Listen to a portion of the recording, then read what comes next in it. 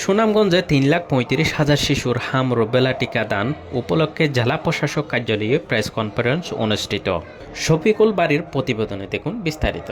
সুনামগঞ্জে শিশুদের প্রাণঘাতী হাম ও রুবেলা রোগ প্রতিরোধে জরুরি টিকাদান কর্মসূচি ২০২৬ উপলক্ষে জেলা প্রশাসন কার্যালয়ে এক প্রেস কনফারেন্স অনুষ্ঠিত হয়েছে।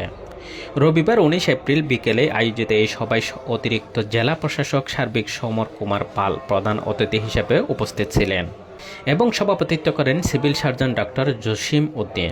সবাই জানানো হয়, আগামীকাল থেকে জেলা জুড়ে শুরু হতে যাওয়া এই বিশেষ কর্মসূচির আওতায় ৩,৩৫,৩৩৫ জন শিশুকে হাম ও রুবেলা টিকা প্রদান করা হবে। জেলার সব নির্ধারিত কেন্দ্রে একযোগে এই টিকাদান কার্যক্রম পরিচালিত হবে। বক্তারা বলেন, শিশুদের সুস্থ ও নিরাপদ রাখতে এই টিকাদান কর্মসূচি অত্যন্ত গুরুত্বপূর্ণ।